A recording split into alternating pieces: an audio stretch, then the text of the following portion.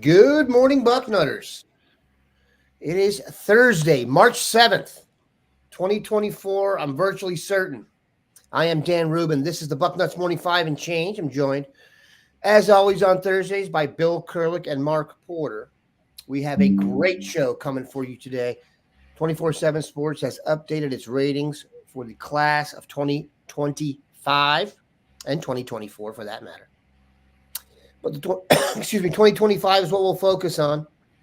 And we have some great news when it comes to that. Our guys are moving up and up and up. Also today, practice continues. We will get the defense after practice.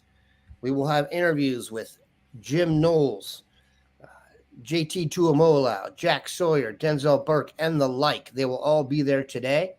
So that should be tremendous. Keep your eyes open for that. But first, I have to give some credit to our sponsor here, and that is Factor Meals. Eating better is easy with Factor's delicious, ready-to-eat meals. Every fresh, never frozen meal is chef-crafted, dietitian approved, and ready to go in just 2 minutes. You'll have over 35 different options to choose from every week, including Calorie Smart, Protein Plus, and Keto. Also, there are more than 60 add-ons to help you stay fueled up and feeling good all day long. These meals are cooked in 2 minutes, and they are restaurant quality. We have been fortunate enough to get some of these. They are tremendous.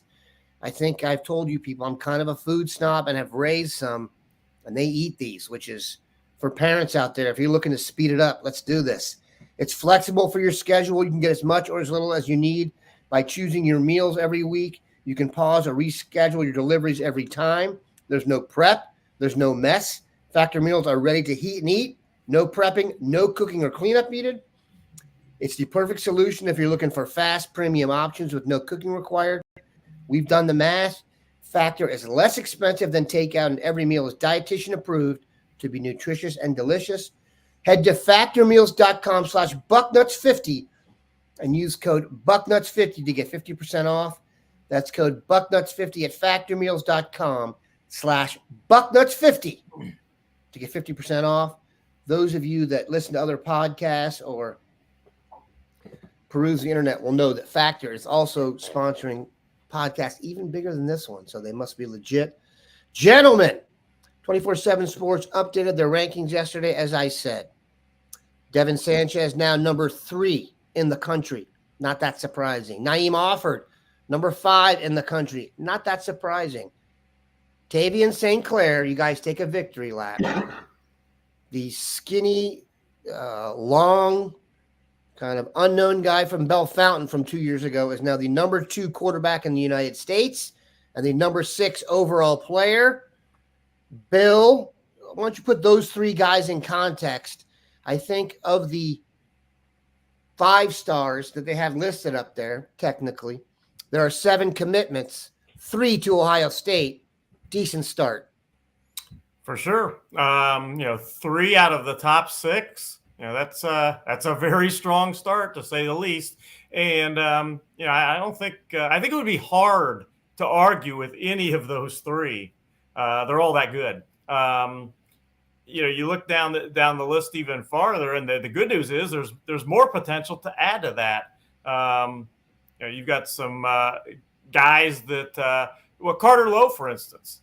He is a borderline right now 5-star guy that's committed to Ohio State. He's number 33 in the rankings. And in the end, right now they're taking the top 16 guys and making them 5 stars. But in the end, it's the top 32. Right. So very conceivable that you could actually almost say right now that Ohio State pretty much has 4 of half of their commitments would be 5-star guys in that case. Also interesting, Mark. A guy we've talked about a lot here, Trey McNutt, has been moved up. He's now the 23rd overall player, but the top safety in the country. Let me bring this up here. You can actually see this. For those of you playing at home, we've put the top recruits up here. As you can see, Bryce Underwood, still the number 1 player in the country, and David Sanders, the offensive lineman from Providence Day in Charlotte, number 2. Ohio State's in on him. Ironically, Decorian Moore, they have actually been speaking to lately, the number 3 overall player who's a wide receiver. And if you keep scrolling down here, George McIntyre, that's who Tavian St. Clair jumped to be the number 1 quarterback. And keep going, keep going, keep going, keep going, keep going, keep going. Trey McNutt. Okay, yeah. 23rd overall player, number one safety in the country. Mark, there was a time we didn't even know he was going to be a safety or a corner. That's why he's ranked so highly. Right there, that versatility that he can do both. The best thing about a safety is he's not a one-dimensional safety where he's an in-the-box guy or just an over-the-top guy. McNutt could be a man-to-man guy, and that's the quality that's the hardest to find. There's 700 high schools in Ohio. There might only be about 50 schools that play man-to-man exclusively. The rest of them are in zone coverage playing over the top all night. Why?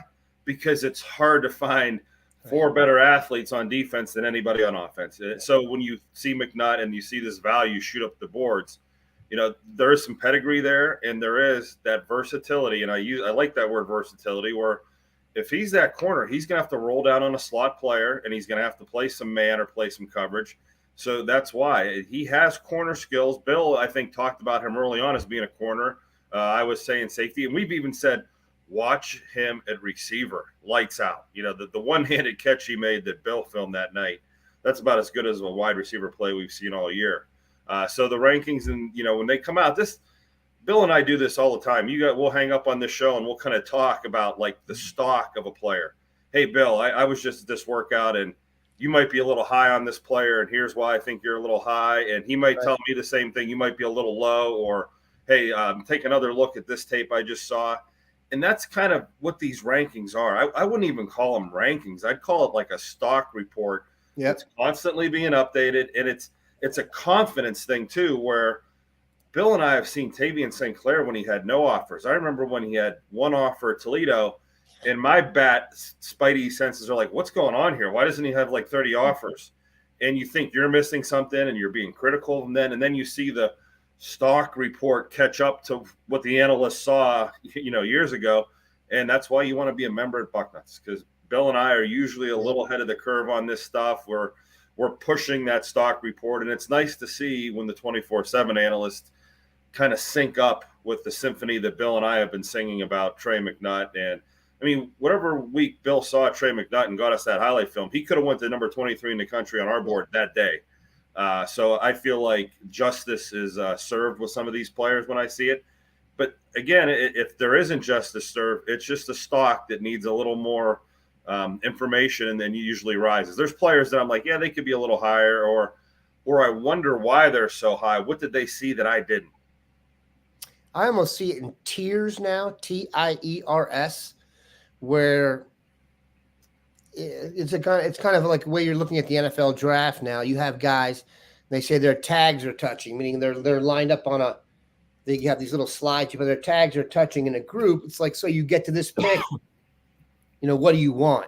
This corner and this tackle and this quarter, all basically the same.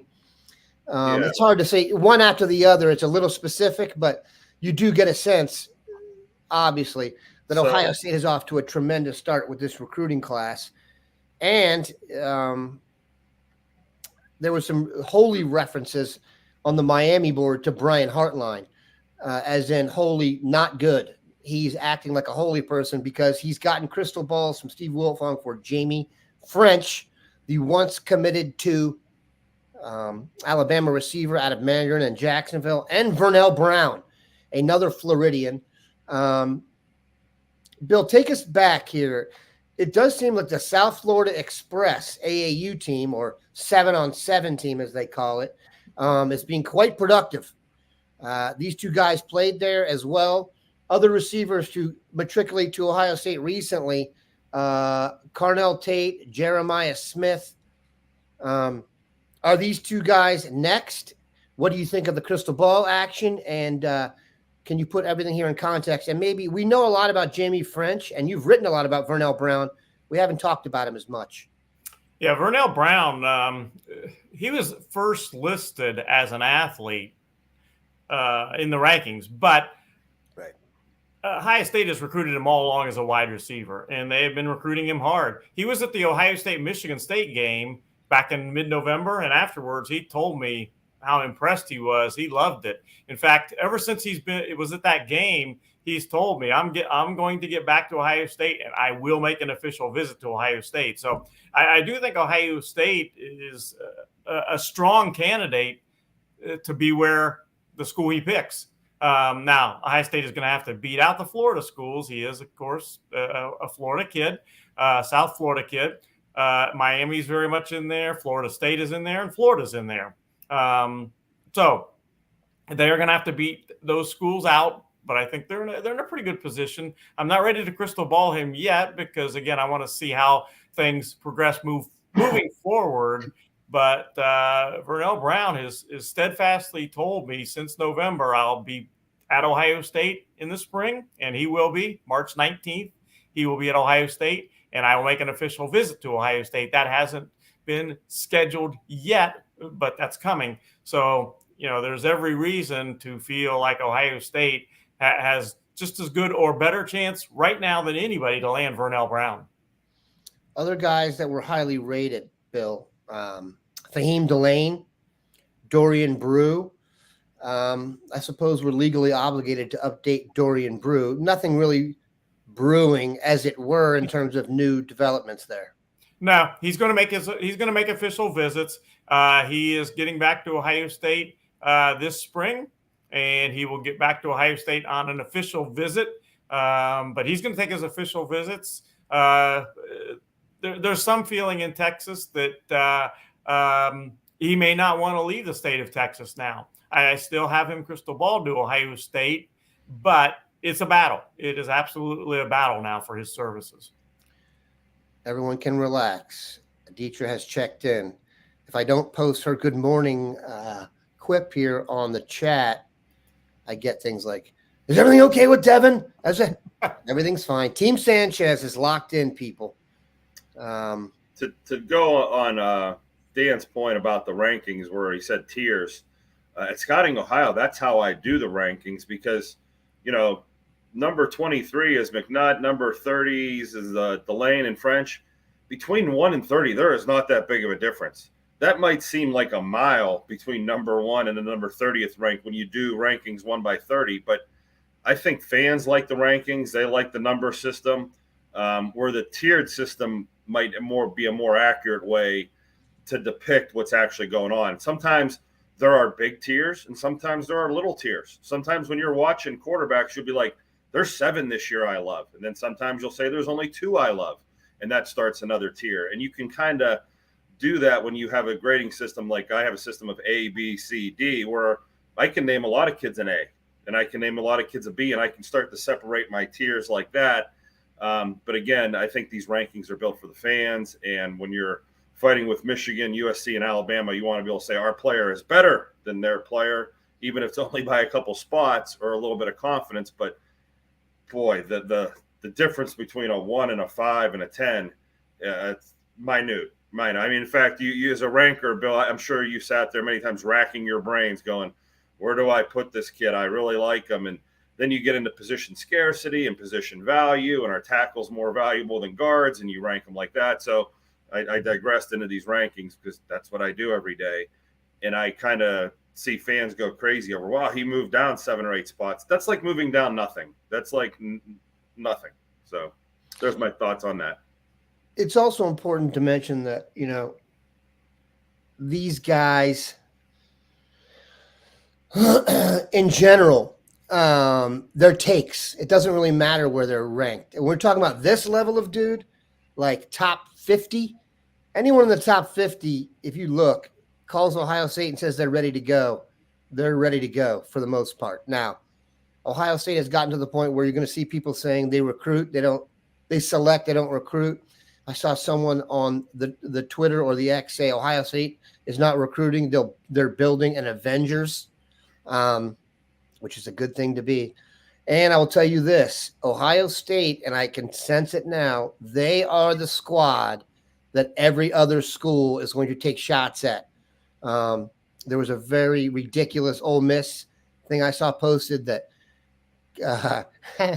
Jeremiah Smith is wearing number 4 and Quinshon Judkins isn't. So something must have happened with Quinshon Judkins for Jeremiah Smith to get his number.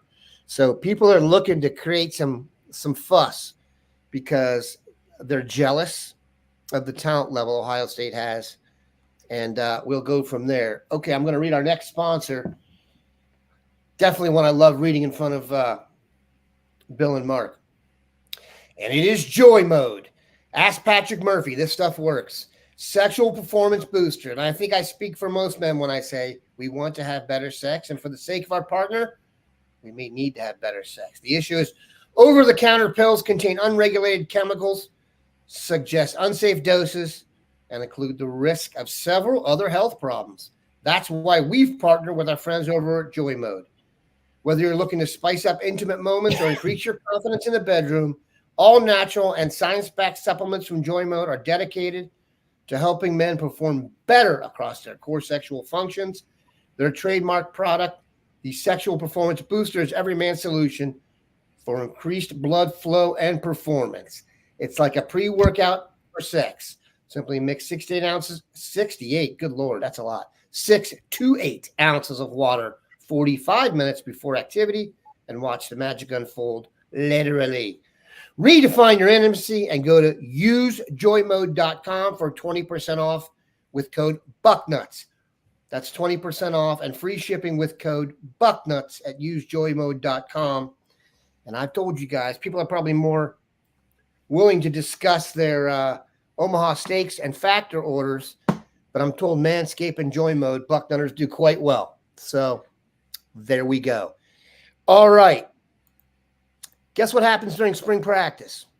The Buckeyes practice, and then really good players come and watch, and then we try and get them to go to Ohio State. 2 of them coming today who are kind of on the borderline, Bill. 2 visitors, one in-state, one out. Why don't you let us know who they are? It's Damian Shanklin and Nolan Davenport. What you think of each one and kind of the current situation as they, unfortunately, I don't think we're going to get a sunny day in Columbus. No, not a sunny day in Columbus and not a warm day. It's not the 70 degrees we had a few days ago with sun. It's in the 40s with clouds. But nonetheless, people always ask me about who's on commitment watch. Well, today we have scholarship offer watch. Damian Shanklin, a defensive end out of Indianapolis Warren Central. I would be a bit surprised if he was not offered a scholarship. He's got a heck of an offer list as is. He's the guy that was going to visit a little while back, but it got postponed and people were all worried. I remember seeing, that one's off the board, not visiting. And it was just a postponement. He is to be at Ohio State visiting today. And Nolan Davenport, Massillon, Washington offensive tackle. I think they both have a very real chance of being offered. And that's one of the things I'll be watching today. But there's several other guys too worth keeping an eye on today. One is the punter, believe it or not, Nick McClarty from Australia. He is back at Ohio State today. He was at Ohio State on Tuesday. He is back today to watch practice before he flies out to another visit. So he's an interesting one. He would be a 2024 enrollee, so to speak. Although he graduated in 2022, he would come in to whatever class or whatever school he picks in their 2024 class. Then you've got Javion Campbell, a defensive end out of Kentucky that has a pretty good offer list, visiting Ohio State today. And then here's one of my favorites. Mark and I have talked about him. In fact, I think we were about the first people to be talking about him. Tight end Brody Lennon from Gilmore Academy is visiting Ohio State today. And, well, I was really impressed watching that kid's tape. He splits out a lot, and he's not your inline tight end, but he's an impressive young man that I'm not predicting a scholarship offer for him today necessarily, but I'm predicting keep an eye on him. Yeah, it's interesting. We talk about safety and corner and tight end, 2 positions that have really changed over the last 10 years, or at least spread out. Is Roy Williams is not your safety anymore, or Chuck Cecil back there. You're not looking for someone to just decapitate someone. You got to be able to cover. And man, the Brock Bowers types have really kind of saturated the market here. Tight ends, really, the classic inline tight end is almost a dinosaur now, it seems like, even though Ohio State can still use them. Okay, we're going to move on to your questions here. And we're going to go as fast as we can to get to as many as we can. However, I wanted to let you know for sure. 1 second. I want to get back to the one I was going to do. All right. That we're going to get the defensive guys today after practice. Jim Knowles, Denzel Burke, Jordan Hancock, Tyleek Williams, Ty Hamilton, Lathan Ransom, JT Tuimoloau, Jack Sawyer, and Cody Simon will speak today after practice.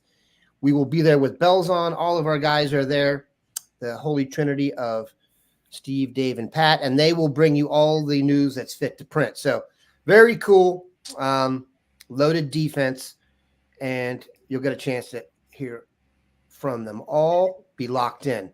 So here it is. Okay. Those of you playing at home, Mark, want to pull that video up for me again? Those of you playing at home or watching the show are going to get some video love here from Jermaine Runnels. Question is about Marion Dye. Is that right? Yeah, his name? That's the name. Yeah, it's spelled a little differently, but I would believe that's probably how you say it. Okay. Tell me who he is, Mark, and if we want him or not. Well, he's a defensive end from Elkhart High School in Elkhart, Indiana. And he's an outside linebacker on this first clip. We'll start it again here so I can get my thing up. And right. He's not a linebacker probably in college because that would require him covering. But he is a defensive end. On this next clip, you're going to get an idea of how big he is as he runs past this tackle. See, he's probably 2 heads taller than that kid. And he looks like a man amongst boys coming across the screen. Hello. Yeah, this looks like the type of kid that he's just getting started. You know, the puppy with the big paws that's going to grow? That's kind of what you're looking at here. Off the edge there, he looks like he's shot out of a gun. I would say this could be a kid that we're going to be talking about more as we get into the summer at least. Great job by our Bucknuts fans of bringing this to our attention. It's the first time I'm seeing him. There's a nice long body to look at. Yeah, it definitely has the length. Yeah, it looks 6'5", to me like 235. Pretty good size for an edge guy coming. I feel like they're in the mix for several guys who are listed as defensive ends, and I'm not sure what they're going to play in college. Nasir Wyatt, London Merritt. They're just these guys who kind of, like Mark said, they seem a little, I don't know about raw to me now. They just seem like guys who are just whippersnappers to get to the quarterback, and they're going to gamble that they're going to be able to fill out, but they've got that burst off the edge. They're clearly looking for, I don't know, that kind of hybrid outside linebacker, defensive end, not jack position, a little closer to the line of scrimmage, but definitely those guys who are, I guess they could flare out and cover a running back at times, but you want them going after the quarterback. Yeah, in the case of Merritt is a defensive. Ohio State is absolutely recruiting him as a defensive end. There is a chance he could move into tackle, but they're recruiting him as a defensive end. Justin Hill's the edge guy, and Marion Dye, he's 6'5", 235 right now. He's going to be 262 plus probably in a couple years. He's in my opinion, he's going to be a defensive end. Yeah, he's got. You could tell the long arms in his stance there. Go ahead, Mark. This body type, this 6'4", 6'5", 230, 240, that develops into a first-round pick. It's just figuring out which one it is that's going to be that guy that does the developmental next step. But I had a college coach once tell me, I will take as many 6'4", 6'5", 220, 230-pound guys as you will give me. I'll just keep taking that body style. You don't have to tell me what they are.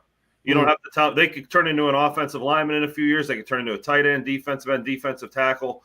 The possibilities are, vast. So there's a lot of ways that they won't miss on that player. But if they truly hit on that long edge body style, it's one of the most valued, coveted things in the NFL draft. And, getting to the quarterback is, a high premium. You'll pay for that. And Damian Shanklin is that guy too. He's 6'4", 230, so he fits right in there. They got a type they're looking at here. All right, this is from Doozy. With the Trey McNutt situation. Excuse me. I'm going to try and brief you guys on that quickly. I have Shanklin queued up if you want to look at him. We can get back. We can get back to that. The Trey McNutt situation. Trey McNutt, Shaker Heights, Ohio has certain rules about what you're able to do in the off season. He participated in, I'm going to air quote, an all-star game or 7-on-7 deal. Ohio said you shouldn't do that. He did it anyway. And so I'm not sure if it's been official yet, but the idea is he's going to be suspended for one game. And this has turned into an argument over fairness. And keep in mind, all states govern their own high school athletics the way they see fit. There are some states that govern differently within the state. It can be in your county. So it's kind of goofy. Now people are saying the Trey McNutt situation, not people are saying, Doozy is asking, are the Ohio high school archaic rules why elite players like Chris Henry Jr. and Dorian Brew are leaving the state? From what I know about Chris Henry Jr. and Dorian Brew, I don't think Ohio's rules had much to do with it at all. Dorian's was let's just say a falling out with the Northmont staff, and he had a great place to land as his dad, is a high school assistant coach and head track coach at Conroe in Texas. So a reasonable lily pad hop. And Chris Henry Jr., I think it's just a family deal. Yeah, he's got all kinds of family in California and the West Coast. You get a chance to go to California and play for Mater Dei. That's not a bad opportunity. As I look outside here, I'd like to go do that. So, yes, while those two guys did not have anything to do or didn't move based on Ohio's rules, they are archaic. And it usually takes something like this to tweak them. Mark, feel free to comment, as I know you are raising your hand, which means you're geeked. Talked to a Big Ten coach about this situation last night, and it tangented off into a couple of different things for fear that I'm going to sound like the get off my grass, the old guy that wants you not on his lawn. And I know the reasons they don't want 7-on-7 in Ohio. There's 700 high schools. There's only 100 Division I. A lot of the smaller schools, if you started doing spring football and spring 7-on-7s, those athletes would be gone and they would not play baseball, track, and whatever else, and it would kill some of the sports. That's not a huge factor, but that's one of the factors. I don't think high school coaches like the way AAU is handled in basketball, where those coaches become, and I hate to use this term, sometimes handlers, and they're handling the basketball players with the college recruitment, and the players think they get more recruited in AAU than they do at their own schools, and there's a power struggle there, and I think football coaches fear that. And then this is straight from a Big Ten coach last night. 7-on-7s are the most overrated evaluational tool out there. He goes, we stand at these things and there's nothing to watch or evaluate. They're in T-shirts and shorts. There's no pass rush. They're standing back there for 5 seconds. Okay, there's a million things that make it not an evaluation thing where kids need to do this to get recruited, although they think going on these 7-on-7 tours with the pageantry and the gifts and the hype with some of these tournaments, the kids think that if I don't go there, and they stress out and they worry they're not being picked on 7-on-7 teams, and it's not the evaluational tool that kids think it is. It is fun. It is a developmental tool. I have 2 young quarterbacks, and I wouldn't take a college coach and say, hey, watch my kid on a 7-7 and give him a scholarship. I'd say go work at these 7-on-7s, work on your route combos, work on it, and hopefully when you get into a situation when you have pads on, you can look like you do in a 7-on-7. And I'll say this from my own personal experience. I watch 7-on-7s, and I'll have kids complete 300 or 400 yards worth of passes in one game. I go to week 1, and they struggle to complete a pass, struggle to get 20 yards on the board passing by the end of the first quarter. It's a different world when the bullets are flying, when you can't see over guys and hands are in your face. And, so this 7-on-7 battle, I want to see it. And Ohio kids do have a window, May 15th through July 30th, where they can go 7-on-7 every day if they want, and they can play a ton of it. And in the meantime, it's not like Trey McNutt and these guys can't find situations like we just showed you at Raw Talent, where you can get yourself in a little 7-on-7 situation in those workouts that are legal and get your reps, So without being so mean to the people that want this rule to change, I kind of do, but I kind of my heels are in the ground a little bit too. But once we open that, just like NIL and the transfer portal, once you open that window in Ohio, you're not getting it back. So I think there might be a slow roll into it eventually, kind of like, Ryan Day helped, open the window a little wider in the summer so we could play a little longer. That window may open at different times for different periods, but a lot of this is about hype and pageantry and the kids getting gifts at some of these bigger 7-on-7s. Another hand raised. Too. I have to mention. Deetra has a nice comment about. I see a comment by Deetra Sanchez on here. She says, "I agree." Let me pull it up. Jeez. Okay. Yeah. I have to chime in on that. I agree. 7-on-7 is a social event. Sorry, but it is. Well, it's a social event for coaches and players. Those are the reporters, Bill. And reporters. Yeah, it is kidding. is a social event. Mark and I go to these. We were constantly at 7-on-7 events last spring, and you see the kids standing around talking. You see college coaches standing around talking. You see, as you mentioned, Dan, guys like Mark and I standing around talking. It is a great social event for sure, Deetra. That's a one that I will 100%, 1,000% agree with. Is there some potential gain to having these guys be on the same teams together for recruiting? Yes, I assume so, but I can also tell you this, and Bill will tell you this. The most overrated term, or one of them in recruiting, is the package deal. Yep. Early on in recruiting, these two kids will hang out and they'll be like, let's go to Auburn together. Or I'm just saying Auburn off the top of my head. That has nothing. And then they get back to their parents, and their parents are like, yeah, right. We're going, we have our own plan. I covered a kid. This is a true story. I covered a big-time basketball player, big time, who found out into his recruitment that one of his friends was telling everyone they were a package deal, and the coach. He was getting calls from people saying, like, why are you going to this? I don't even know what you're talking about. So some of that's garbage. Now, you do get to see in the 7-on-7, the one thing I will say is about T-shirt and shorts is you do get to see wide receivers run next to cornerbacks, okay?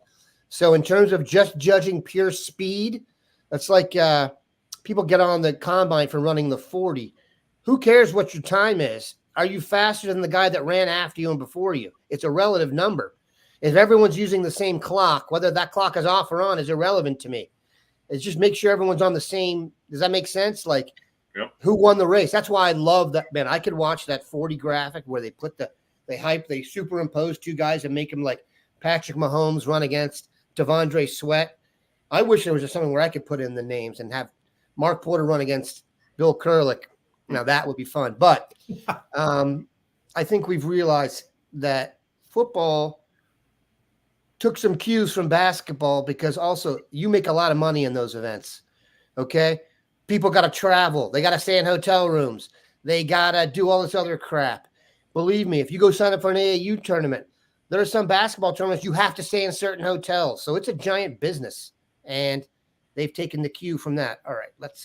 There's some people that have taken umbrage to my comments about me banging. I'm not banging on 7-on-7, but it's not the end all be all. Kids need it or they're going to die. You can get your reps and you can get seen. And the biggest argument for it, and I'll end on this one, is some states, their athletes do get ahead of us, but they have spring football. It's not the 7-on-7s that are pushing them so far ahead. You can do 7-on-7 with your own team in practice. You can do 7-on-7s with your buddies after a weightlifting session. You can. I see 7-on-7s all the time that are school related. We're talking about events that are, like Bill said, they're social things, they're hype events, they're meet and greets, and there's plenty of business that gets done at those things. But Ohio kids, I do feel bad, and I am pushing, but I'm trying to be the mediator here, where here's why the rule is the way it is. There you go. Yeah, we're better than blah blah blah. Yeah, this is high quality stuff. Made a few rational points in there, maybe. Let's see here. Let's get some more questions. This is a good point. It's just not real football. It is Yeah. not. Yeah. But let's say this: you ironically, got to be there.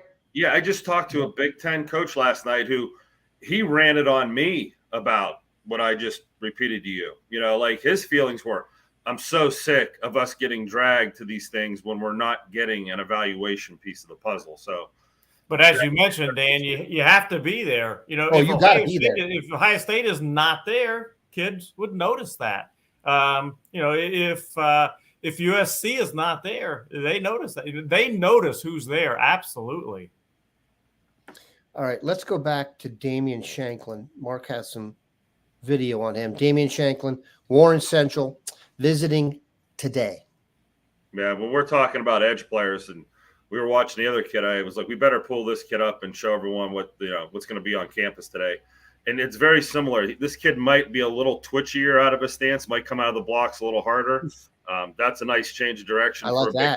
Yeah, that's a cat-like change of direction. And again, when we watch these huddle tapes, if I was going to make a film, yeah, that's selling out into a guard. Holy mackerel. Run that one back. Yeah, okay. Can you do that? Oh, yeah, we can do that. He decapitated that guard. Yeah, that's called crashing down and replacing. Yeah, Good Lord.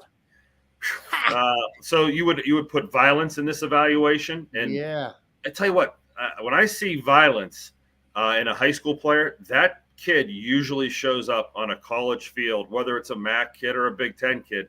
Violence is a transferable trait that if you have it in high school, it'll serve you well in the college game. Now, violence is a part of effort, but nice spin move there. That was gliding past somebody. It was like a dance around the edge.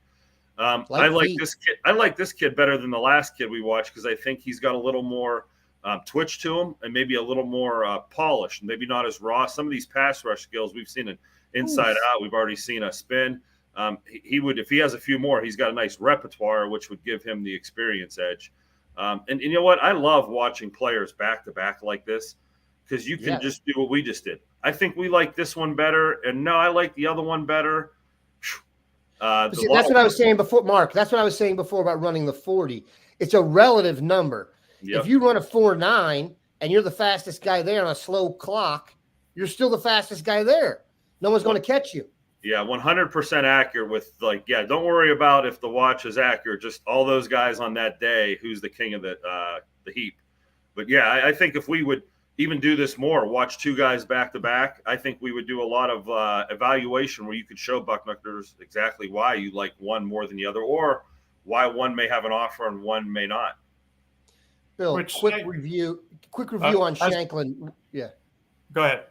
Just a quick review on Shanklin. He's visiting today. I now want him more than I did before I saw that video. Yeah, and he obviously would like to get an Ohio State offer. He didn't reschedule that visit for no reason. You look at his offer list: Notre Dame, Michigan, USC, the list, Texas, Tennessee. The list goes on and on. He's got a very impressive offer list. And again, I would be more surprised today if he does not get an offer than if he got one for sure. Yeah, I'd like to offer him to be on the BM5. Good Lord.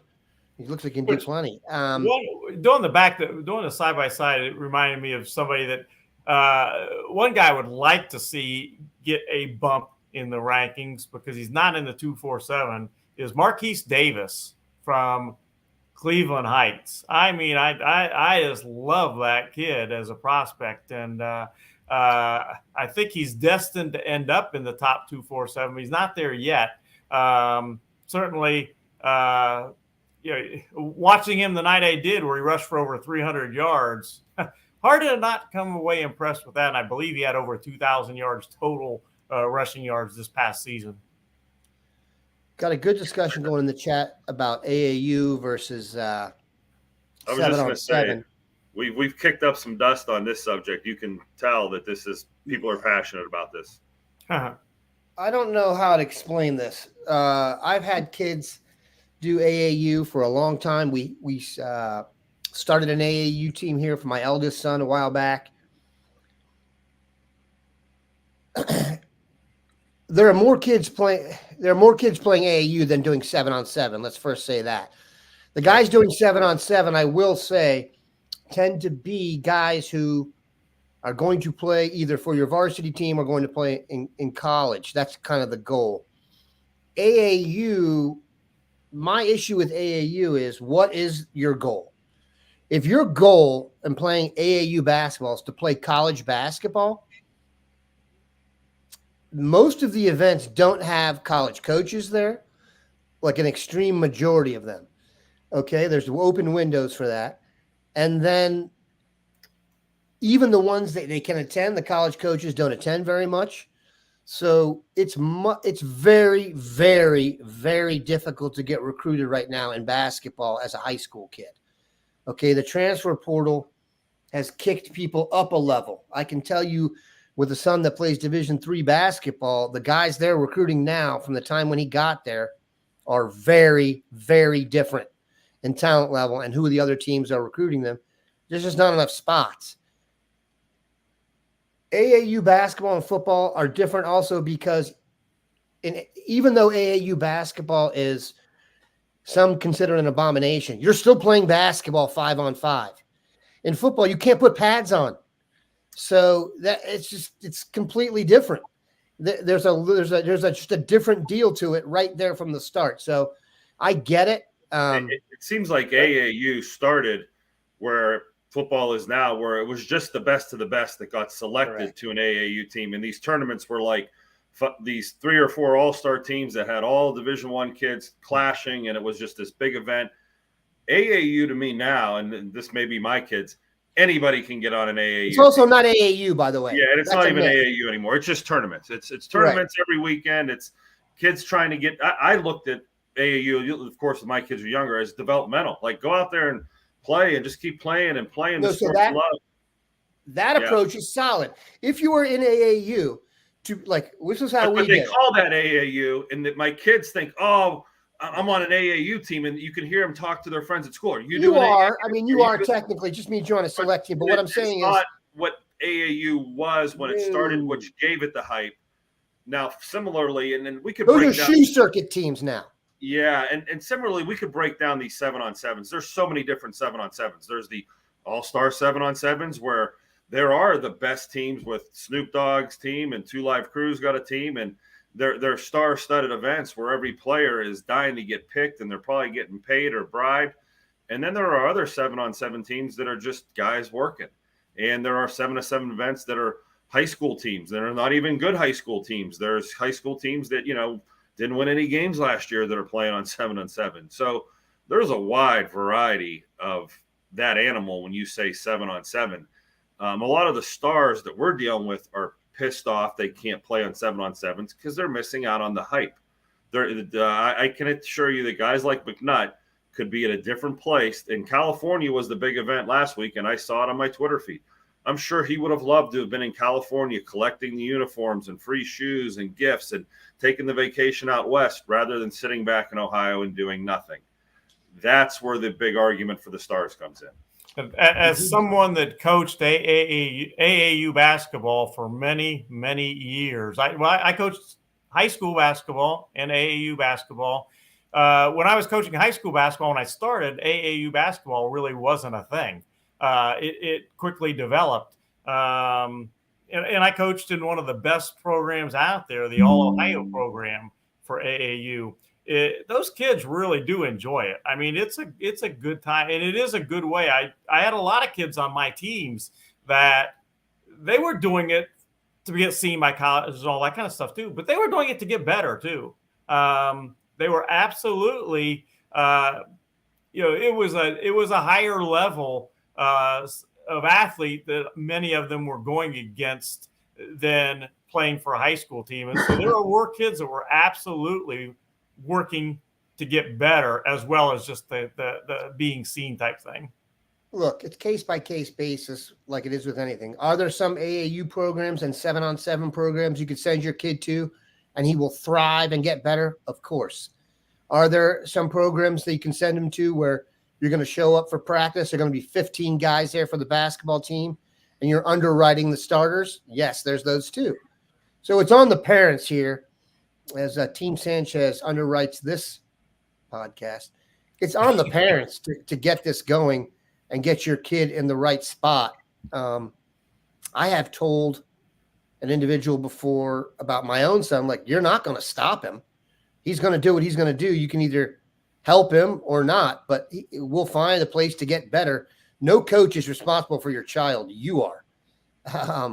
And so you're not, if you're turning everything over to a coach in the summer who doesn't have like come on, man, that's on you. That's not on anyone else. So the more involved you are, the better. We can talk about this for a very long time, because as you're talking, I'm thinking of, I like what you're saying, Dan. You're responsible for your kid's progress. And, you know, if you think putting him on a team that's going to go undefeated where he's the 16th man is the way to go, you're not doing things right. You know, what's your goal? Yeah.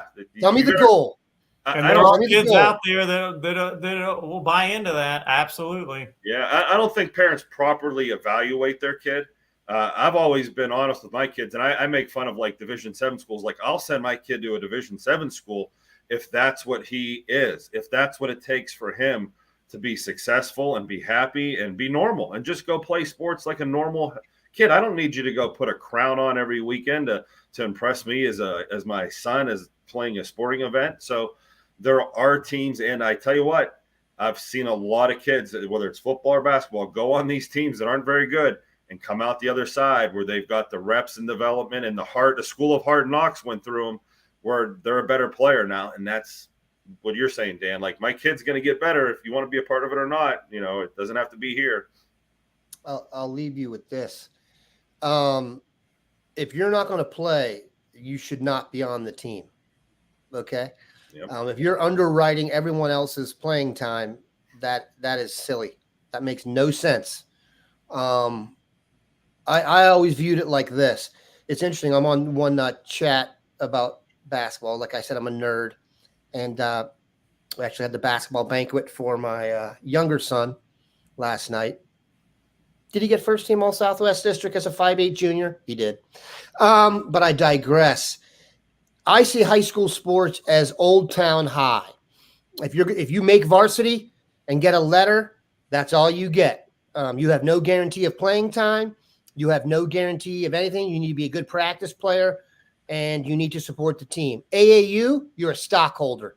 You should be playing at every single game. It should be basically even playing time. The best teams I've ever seen. Now, if you get on the circuit, you're a different deal. I'm not talking to you. But you should be on a team that everyone plays for about 3 quarters, and the 4th quarter you try and win. But like I said, if you're paying money to play AAU basketball and your kid isn't playing, you are getting screwed. You are underwriting the people above you. And high school basketball, like I said, you can sit on the stand, you can sit on the bench, wear your letter, and still get a great date out of that. That's not how AAU should work. You're a stockholder. So I would investigate that thoroughly. We talked way too much about that. 48 minutes. That's 8 free minutes of content today for you people. You're not going to get that anywhere else. Look at this. We've gone so far, we're going into Italy. But I digress. Appreciate these guys stopping by. Have a good one, Bucknutters.